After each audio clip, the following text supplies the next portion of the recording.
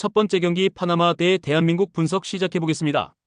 홈팀 파나마는 비록 1무 1패에 그쳤지만 만만치 않은 전력을 과시했다.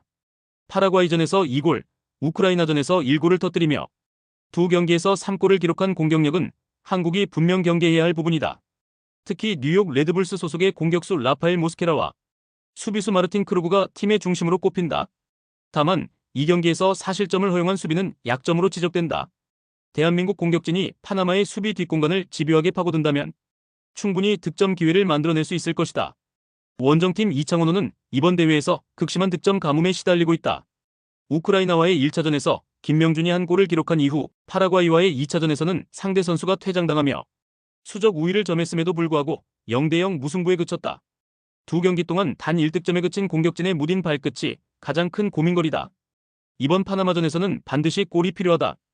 포르투갈 무대에서 활약하는 김태원과 김현호, 백가운 등 공격진이 그동안의 부진을 털고 결정적인 순간에 해결사 역할을 해줘야 한다.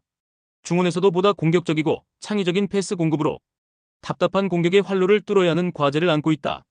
1무 1패를 기록 중인 두 팀이기에 무승부 혹은 패배는 즉시 탈락이다. 두 팀 모두 물러설 수 없는 총력전을 펼쳐야 하고 승리만을 위한 경기를 치러야 하는 상황이다. 대한민국은 그동안 문제점으로 지적된 골 결정력을 되살리는 것이, 파나마는 수비 불안을 해결하는 것이 급선무다. 경기 초반부터 팽팽한 탐색전보다는 서로의 약점을 공략하기 위한 적극적인 공방전이 예상된다. 한국의 정배당 메리트는 떨어진다. 파나마 프렌 선택지가 가장 좋아 보이며 역배당 승리 가능성도 충분하다. 두 번째 경기 우크라이나 대 파라과이 분석 시작해보겠습니다. 홈팀 우크라이나는 이번 대회에서도 탄탄한 전력을 과시하고 있다. 대한민국과의 1차전에서는 장신 공격수 올렉산드르 피슈추르를 앞세운 높이의 우위를 선보였고, 파나마와의 2차전을 포함해 두 경기에서 단 2실점만을 허용하며 견고한 수비력을 뽐냈다. 특히 대한민국전에서 득점포를 가동한 헤나디 신축쿠와 피슈추르의 공격력은 여전히 날카로웠다.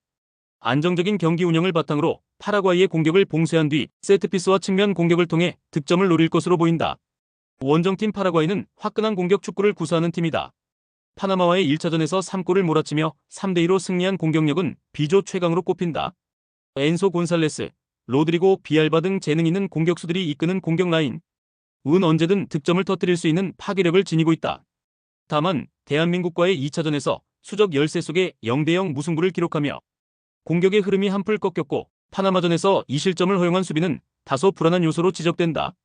우크라이나의 높이를 수비진이 어떻게 막아내고 자신들의 장기인 공격력을 다시 한번 폭발시킬 수 있을지가 관건이다. 이번 경기는 파라과이의 화끈한 창과 우크라이나의 견고한 방패의 대결로 요약할 수 있다. 두 팀 모두 16강 진출이 유력한 상황이지만 조 1위라는 목표가 뚜렷하기에 섣부른 탐색전보다는 치열한 주도권 다툼이 예상된다. 경기의 승패는 중원 싸움에서 갈릴 가능성이 높고, 중원을 장악해 경기의 흐름을 가져오는 팀이 자신들이 원하는 스타일의 축구를 구사할 수 있을 것으로 보여진다. 끝내 공수양면에서보다 안정적이고 탄탄한 스쿼드를 구축하고 있는 우크라이나가 파라과이를 상대로 1점차 승리를 거둘 것이다. 세 번째 경기 이집트 대 칠레 분석 시작해보겠습니다. 홈팀 이집트는 이번 대회에서 아쉬운 성적을 거뒀다. 일본과의 1차전과 뉴질랜드와의 2차전에서 연달아 패하며 2패로 조 최하위에 머물러 사실상 16강 진출이 좌절되었다. 하지만 이집트로서도 이대로 무기력하게 대회를 마칠 수는 없다. 마지막 상대가 개최국 칠레인 만큼 유종의 미를 거두기 위해 총력전으로 맞설 것이다. 동기부여 측면에서는 칠레에 뒤질 수 있으나 오히려 심리적 부담감을 던 경기 운영으로 이변을 만들어낼 가능성도 배제할 수는 없다. 원정팀 칠레는 1차전에서 뉴질랜드를 2대1로 꺾으며 기분 좋게 출발했지만 2차전에서 아시아의 강호 일본에 0대2로 완패하며 기세가 한풀 꺾였다. 이번 이집트전은 분위기를 반전시키고 홈팬들 앞에서 16강 진출을 자축할 수 있는 절호의 기회다. 일본전에서 드러난 공격의 단조로움을 해결하고 초반부터 강한 압박으로 이집트를 몰아붙여 반드시 다득점 승리를 챙기겠다는 각오다. 객관적인 전력과 동기부여, 홈 어드밴티지까지 모든 면에서 칠레의 우세가 점쳐지는 경기다. 칠레는 경기 초반부터 파상 공세를 펼치며 이른 시간에 승기를 잡으려 할 것이다. 이집트가 부담감을 내려놓고 펼치는 역습 한 방이 경기의 흐름을 완전히 바꿀 수도 있지만 16강 진출이라는 절박한 목표를 가진 개최국 칠레가 이집트를 상대로 경기를 주도하고 리드하는 데에는 문제가 없을 것으로 보여진다. 끝내 개최국 칠레가 이집트를 상대로 판정승을 거둘 것이다. 네 번째 경기 뉴질랜드 대 일본 분석 시작해보겠습니다.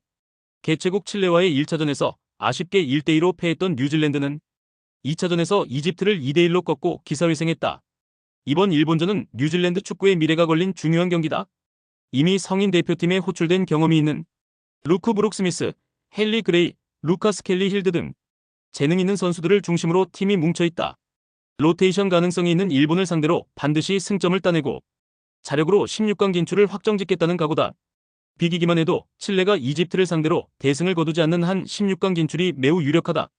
허나 패할 경우 같은 시각 열리는 칠레 이집트전 결과를 지켜봐야 하는 불리한 상황에 놓인다. 후나코시 유조 감독이 이끄는 일본은 이번 대회 최고의 팀 중 하나다. 이집트와 개최국 칠레를 연파하며 이 경기 4득점 무실점이라는 완벽한 경기력을 선보였다. 탄탄한 수비 조직력과 오제키 유토, 사토 류노스케 등이 이끄는 짜임새 있는 미드필더진이 강점이다. 비록 주전 일부가 빠질 수 있지만 선수층이 두꺼워 뉴질랜드를 상대로도 쉽게 물러서지 않을 것으로 보인다. 이미 16강 진출을 확정했기에 주전 선수들에게 휴식을 주고 로테이션을 가동할 가능성이 높은 것은 사실이다. 하지만 조 1위를 굳히고 무패 무실점 기록을 이어가기 위해 이 경기를 놓칠 생각은 없다. 경기의 가장 큰 변수는 일본의 선수단 운용이다. 일본이 주전 선수들에게 대거 휴식을 부여한다면 16강 진출에 대한 동기부여가 확실한 뉴질랜드에게도 충분히 기회가 갈 수 있다. 하지만 일본의 후보 선수들 역시 자신의 가치를 증명하기 위해 100%의 기량을 쏟아낼 것이기에 방심할 수 없다. 16강 진출이라는 절박함을 가진 뉴질랜드가 이미 목표를 달성한 일본을 상대로 대등한 경기력을 보여줄 것이라는 기대는 있지만 그럼에도 일본이 승리를 거두는 데에는 문제가 없을 것이다.